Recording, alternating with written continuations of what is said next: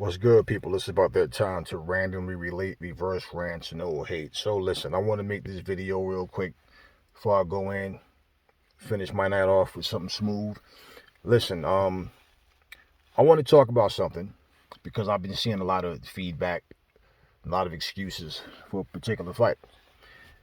We just had Chris Areola versus Andy Ruiz. I did my breakdown on that fight. Now let me address something, okay? One of the popular excuses right now is he was drained. He had a new trainer and he'd been out the ring for all this time, over a year. Okay. Now, people get affected by things in different ways, and that's true. So just because somebody else is able to do something doesn't mean the next person can do it as well. But see, when you give fighters praise and act as if they can, okay, you got to look at your own words, your own actions. Let's be realistic, okay? Now, I want to look at the excuses and focus on these excuses. First of all, when Ruiz beat AJ, that was one of the biggest upsets in boxing, okay? And the first thing people said was, oh, see, AJ was overrated. Now, even though we heard rumors about him being concussed, which was confirmed later, which I spoke about in the last video, but AJ refused to use excuses. I didn't make excuses for him. Regardless of what happened or didn't happen or whatever, he got his ass whooped. He came back and he beat Andy Ruiz in the rematch. Now, here's the thing. The first fight, see, Andy was better than people thought. Andy was hungry. Then the haters of AJ was saying, oh, he got beat by this fat, out-of-shape guy, blah, blah, blah. Rematch comes. Andy sits and makes excuses. I wasn't training. I was partying. I should have listened to my trainer. Okay. He parts ways with his trainer. His trainer never really put him on blast, but he said some things about, like, the guy doesn't want to show up to camp. He comes late. He does what he wants. He doesn't, he just eats anything. He's sitting there making a joke out of eating Snickers and all this stuff and putting junk in his body, right? Okay. If he lost the fight, like all of the people that was trying to protect him said, it was because he wasn't training properly. He wasn't in shape. He was overweight.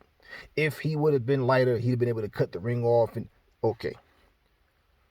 How many people did you hear when it was announced he was training with Canelo and Eddie Reynoso? And how many people did you hear say, yeah, this could be a problem because, it's a new trainer and he hasn't fought in a long time? No. How many people did you hear say that?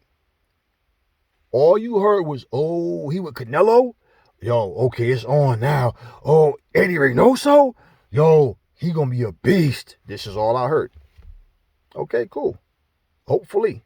Because we want to see some action-packed fights, right? He didn't look good in this performance. Okay? Let me tell you why he didn't look good. First of all, his stamina had nothing to do with it. So to say he's overtrained, no. He didn't one time look like he was huffing and puffing and he couldn't go to 12 rounds. No, the full length of the fight. No, it had nothing to do with that. He was fresh. At the end of that fight, that dude him and Chris Areola both were still good. The only reason Chris Areola stopped throwing punches the way he was is because that shot to his left wing hurt him, and it messed him up. He couldn't throw power shots. Why he looked bad? Chris Areola is a journeyman. This was a cherry pick that didn't go the way they wanted it to go. Now, Andy Ruiz clearly won the fight. Okay? Clearly. But let's not get it twisted. Chris Areola hasn't been relevant in the heavyweight division since when? What is the last thing that he did that meant anything to boxing? So when he picked this fight, okay, so who is it that Andy Ruiz should have fought that wouldn't have made him look so bad? Like, because basically to say that, oh, he hasn't been in the ring for over a year, okay, and see how people make excuses, right? Errol Spence Jr. had a horrific accident. Wasn't in the ring for a year. Came back and fought Danny Garcia. One of the top welterweights there. But you know what the excuses was? See, when they first announced that fight, I had so many people saying, yo, Danny gonna kill him. Ain't no way Errol gonna beat him. Errol, hell no. His face ain't gonna hold up. Yo, he ain't the same. Yo, you hear his speech. All of this stuff that everybody was so sure about. He went in there and beat Danny Garcia easily. Beat him up bad. Oh, man, yo, Danny ain't hungry no more. Yeah, see, Danny got money. Come on with the excuses. Just, the better man won. Simple. Leave it alone. Floyd Mayweather wasn't boxing for over a year. He was out of boxing. The fans picked who they wanted him to fight for his return, and it was Juan Manuel Marquez. Again, one of the top guys in the division. Knocked out Manny Pacquiao. Had fights with Pacquiao that people felt that Marquez was robbed of. Okay. This is going to be a tough test for Floyd because, man, Marquez, he's a warrior. That guy, he doesn't stop coming. He's an excellent counterpuncher, blah, blah, blah. Yeah, all those attributes that you give him, yes, that's what he was. Floyd nullified all that. Beat Marquez easy. Again, excuses. Marquez was better as a lightweight. You know, he's not naturally a 147-pounder. Neither is Floyd. So what's the point? Neither one of them started as a welterweight. They both was lightweights. So what are you talking about? Excuses. Oh, so what Anthony Joshua beat Klitschko? Klitschko was 40 years old. Okay. So what Deontay Wilder beat Luis Ortiz? Ortiz was 40 years old. Okay. So what Dillian White beat Alexander Povetkin? Povetkin's 40 years old. Okay. Somehow, well, Chris Areola, man, yeah, man, that guy's a warrior. Stop. He's 40 years old too. Stop it. He's 40 years old. It's not the age and the number if you can still perform, okay? Chris Areola showed up a lot more prepared for Andy Ruiz than anybody anticipated. Andy Ruiz his issue had nothing to do with him being overtrained or he was drained. No, when you're drained, you don't fight like that. They were throwing these motherfuckers. Did you see the punch stats? A drained fighter don't throw that many punches per round. So wash that away. He was not drained. That's bullshit. Yeah, he was out of the ring for over a year. That's true. He has a new trainer. That's true. But that was the plus. The new trainer, being with Canelo. Canelo showing him all this and everybody, all the training videos. Yo, man, Andy looking sharp. See Andy slipping, under the aqua bag and throwing them combinations and you see his footwork. And okay. Where was it in the fight, though? You didn't see him, oh, yeah, he's trying it. No, he just basically, that stuff he was doing in training. I tell people all the time, man, anybody can beat up on the air. Anybody can beat up on the fucking bag. But when you got punches coming back at you, when you got a fighter that's slick enough to get in there. Look, when Kell Brook fought Terrence Crawford, right? And those early rounds, you saw his experience. He was able, because they were filling each other out, his experience was allowing him to, not get hit with certain shots. He was cautious. Part of that, too, was because Terrence Crawford was being cautious because we do know Kell Brook is a cagey fighter, but he's not the same fighter anymore. Once he touched the waters and realized, okay, I got him now. That's when he put it on him. If he would have jumped on him early, he probably would have got him out of there earlier. Okay, regardless, that's a fight I said I wasn't interested in because I just didn't really feel like Kell Brook had much left in the tank. People didn't understand it when I said it till after they saw the fight. And if you saw the previous 3 fights he had before he fought Terrence Crawford, I wasn't impressed. And I'm like, nah, man, these guys that he fought were not even elite fighters. I wasn't impressed by the way he looked in those fights. So going forward, it's like I just didn't see this being something that I just wasn't interested in it. And the fight went, I wasn't shocked the way it went, put it that way. Now, if you are going to say, I need a tune-up fight. Give me somebody with a name that's not really relevant. Chris Areola is not a big name in boxing, okay? He never was a big name. He was always a contender, never a champion. He always fell short when he had his, title shots. The thing about Chris Areola is this, right? He comes to fight, but at the same time, okay, he's limited. In the past, he wasn't known for even moving his head. All you got to do is watch his fights. The flaws that he had, he only know how to fight one way. That's coming forward, and he'll take shots to give shots. Those are the type of fighters who pretty much, if you are tentative and trying to be cautious of exchanging, they'll look good coming at you because you're not giving them anything to worry about. What I saw in Andy Ruiz, his timing, he couldn't time this guy. Not so much because he'd been out the ring. He couldn't adjust to the fact that Chris Areola, you don't think when they were training that his team, you don't think Eddie Reynoso and these guys said, Chris Areola doesn't move his head, man. He stands there. He comes in a straight line. He's easy to hit. With your hand speed and your power, you'll get him out of there. You don't think that they thought that? And all of a sudden, Chris Areola is in there moving his fucking head from side to side, working off the jab, keeping a tight defense, not trying to overload with a bunch of unnecessary shots like he's always done in the past. So he was using some experience in there to fight a guy who basically is much more explosive and faster. He got some power in his shot. He just couldn't land the right shots. And you could see that he just didn't know how to adjust to what Chris Areola was doing. So when you guys are saying he was overtrained fighters do not sustain that type of punch output. It just doesn't happen. It had nothing to do with stamina or any of that. The guy just could not adjust his boxing skills. When you watch what he was doing, he was trying to outwork Chris Areola. He was trying to keep, Chris Areola from being able to outwork him and just throw more punches. He couldn't find the right angles to get shots off.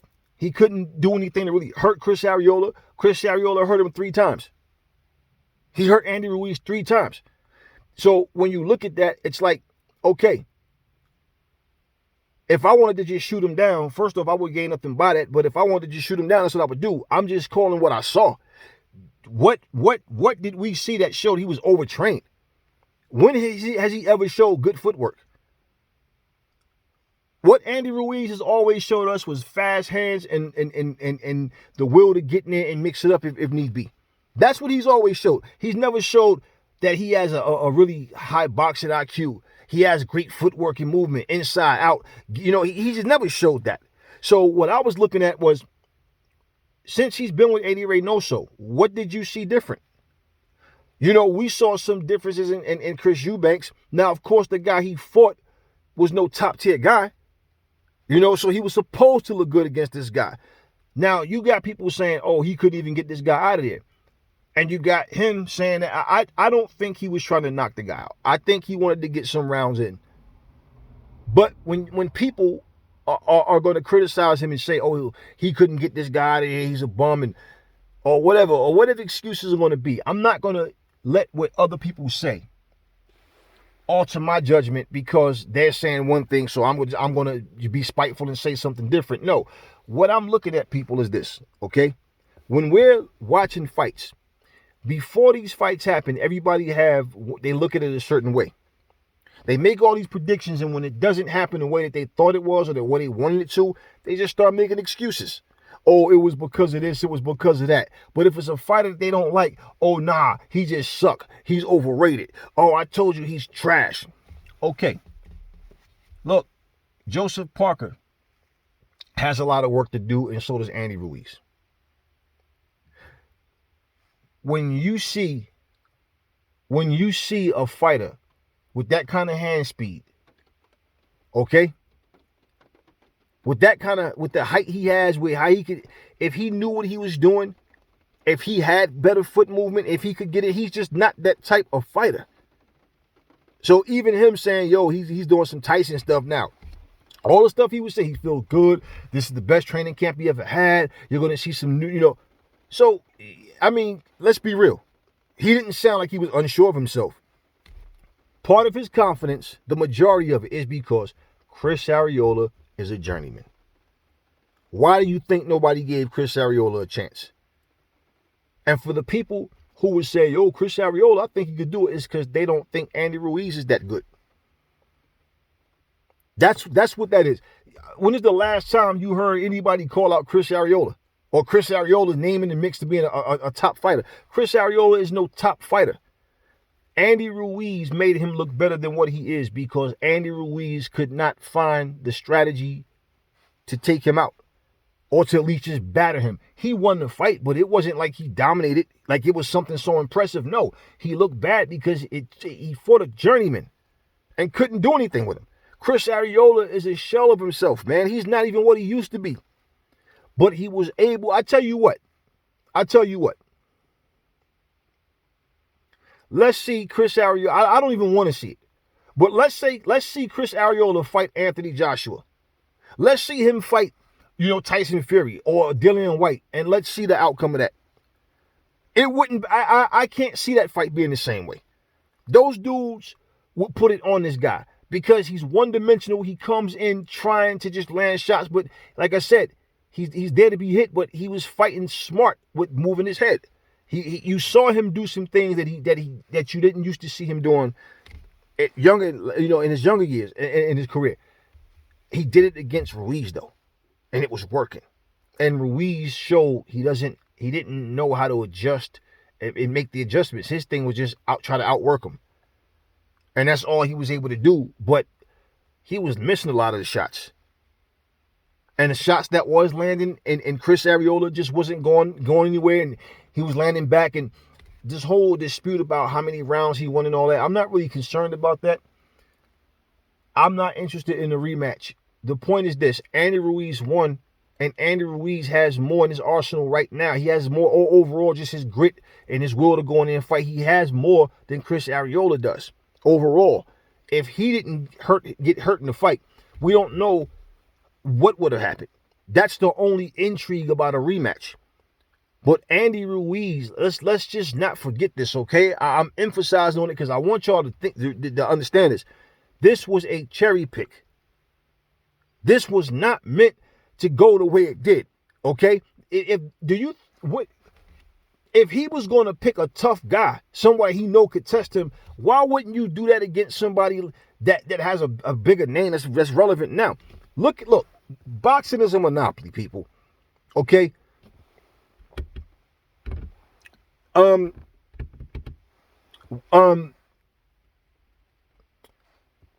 Dubois is coming off of a loss to Usyk. But Daniel Dubois is about to have a title fight for the WBA, I think, interim. Explain how you come off a loss and find yourself in a title fight, but the guy that beat you is not in a title fight. He's fighting to try to get in that spot to get a title shot. Some people have pull, they have stroke, and they can get things done. Let's be realistic, y'all. This will put Daniel Dubois right back in the mix should he win, and especially if he wins convincingly. Because now he'll have a title. Doesn't matter if you don't think the belt means much. It's just the point that he's in a better position or just as good a position as Joe Joyce is. Because the thing is, he's getting a chance to fight a guy who's less of a threat for a title. Okay. Usyk is no joke. Usyk is no joke. So, we don't know what's going to happen. But Joe Joyce, they fought before. And we know that Joe Joyce lost. We'll see what happens. But that's what I mean about, you got to understand, people strategize when they pick fighters, it's for certain reasons. You heard Dillian White say, look, man, I'm having all these tough fights. He said, maybe I'll go fight for that WBA title. Why wouldn't you? This is why I'm saying I'm surprised that several fighters didn't want to go after that WBA title, because Trevor Bryant, he's a soft touch, man. He's not a good fighter. He's not good. He's not a good fighter. So why not go beat him and take his belt? Well, that's the whole thing. Do you think Berman Stavern versus Trevor Bryant was put together because, this is a great fight? No, they'll have it one of these top guys is going to water at the mouth and think, man, I'll knock either one of them guys out. I don't care who wins. I felt like maybe this is they're trying to entice somebody, but I felt like maybe Deontay Wilder more so because they already know Deontay. We already know what he did to Berman Stavern.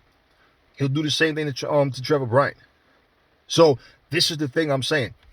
You think that Andy Ruiz picked a guy that he has nothing to gain by beating and everything to lose, when he could have picked a better opponent, and then at least if he lose, well, he lost to a respectable guy.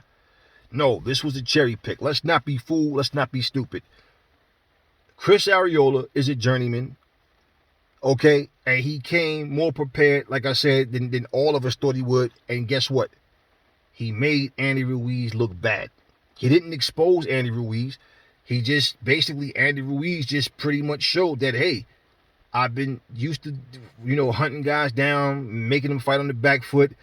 And this guy did the same thing, but his movement and his timing, his patience was his grit, everything. It was like, damn, what do I do with this guy? And the fact that he got buzzed early, got rocked 3 times, got dropped once and rocked 2 more times. Yeah, Andy Ruiz didn't show like he was scared of anything of coming in and punch, scared to get hit. No, but he just couldn't figure out what to do. And this is Chris Areola we talking about, people. This is what I'm saying. Let's stop sitting here trying to, this was a great fight. Salute both of those words. Yeah, great fight. Salute both of them. But let's not sit here and act like Chris Areola is some elite fighter, because he's far from that. His better days have been behind him for a long time. So regardless of how tough he was and he always came to fight, yeah, right. But at the same time, this was a cherry pick, and it did not go the way that everybody thought it was going to go. That's what this was. Let's not be fooled. Again, his stamina had nothing to do with it. He wasn't drained, overtrained. His punches wasn't soft, okay? Chris Areola was able to move with the shots. So even when he was getting hit with shots, he was rolling with it. He was able to move, take the sting off of the shots. You guys got to look, man, and pay attention. Stop thinking what you feel. Stop being so emotional, trying to defend and make points and trying to prove somebody wrong, when all you're doing is basically making up excuses for a guy. We all saw the fight. I've watched that fight like 4 times already. And so, I did the same thing with Chisora and Parker. So I've already sat and watched. It's like, yeah, just what I'm saying now, I don't feel any different from what I saw the first time, second time. I don't feel any different now. After watching it 4 damn times, it's like, yeah, I stand by what I'm saying, because that's what I saw. So to sit and say, oh, he was overtrained, how? He didn't look drained to me. In fact, he said it's the best shape of it. He was in the best shape of his life. But if people feel like they benefit off making excuses after they lose, or rolling with it because, yeah, I'd rather people think I just, it was some technicalities that slowed me down. But overall, no, man, come on, man. You come on. Chris Areola is one of the easiest heavyweights for you to beat nowadays, and it didn't work the way it was supposed to. Just like I'm saying, who was he supposed to fight then? I mean, let's be real. I don't care what the WBA ranked Chris Areola. Chris Areola shouldn't even be in the top 10. I'm just being honest. Chris Areola should. What has Chris Areola done to be in the top 10? Now, for people who have common sense to understand what I'm saying, this is like, what has he done to be in the top 10? What has he done? Who has he beat to be in the top 10? Why is Berman Stavern in the top 10? Why is Trevor Bryant wearing a title? This is boxing. Let's not forget, about 2 years ago, David Tua was still ranked in the top 10 by the WBA. I think it was the WBA. What the hell has David Tua done to be ranked? So let's be real. I don't care where someone ranked you. It doesn't mean you deserved it. You got fighters moving up from number 8 to number 4, from number 4 to number 10, and they haven't even beaten anybody. You're going up in the rankings, but you haven't even had fights. So Chris Areola being there, Andy Ruiz took advantage of that. Okay, I can beat this guy.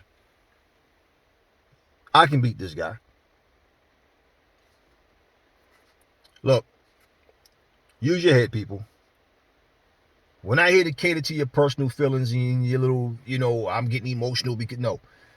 I don't care about that. These fighters are grown men. Nobody has to tell you, remind you to wash your ass, right? Nobody has to tell you to brush your goddamn teeth and gargle, right? To floss, right? Keep your dentist appointments. Keep your doctor's appointments. Nobody have to tell you you don't wear the same drawers and socks 2 days in a row, right? Wash your clothes, right? Nobody have to tell you that. Make your bed up. Wash your dishes. Don't leave your house full nasty. No, you do that on your own, right? We're grown men, right? We're grown adults. So nobody should have to force you to get in the ring and train. Nobody should have to force you to do the things that it takes for you to be a champion. That should just be automatically in you. You understand what I'm saying? So all of this, even like when Andy came, he said, Eddie Reynoso told him, like, Nick, man, if you come here, like, you got to be serious, man. We want, you got to be hungry. You got to be focused. And okay, so all that training he did, lost all that weight. And then to say he was overtrained and drained based on what? I saw nothing in there that made him look like he was overtrained or drained. What I saw, like I said, he had a puzzle in front of him that he couldn't solve. He was solving it, but it was like, I'm doing enough to win, but I'm not dominating. This is not going the way I thought.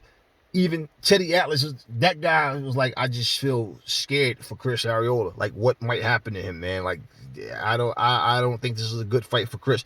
This is exactly the point. Nobody thought this was a good idea for Chris Areola. Andy Ruiz struggled to beat a journeyman. A washed up Chris Areola that still was good enough to give him problems. Simple. And I guess Andy Ruiz fans don't want to just admit that. So instead of just, yay, that's what happened. No, it was because of this. It was because of this. Yeah, the long layoff, new trainer, and all this nonsense. Stop it, y'all. He wasn't drained. Show me where he was drained in that fight. Look at their punch output. Look at their punch output. Look at that. I mean, stop playing. Never fall in love with lies. Remember, the truth brings hate out of people, and I will catch y'all on the next video.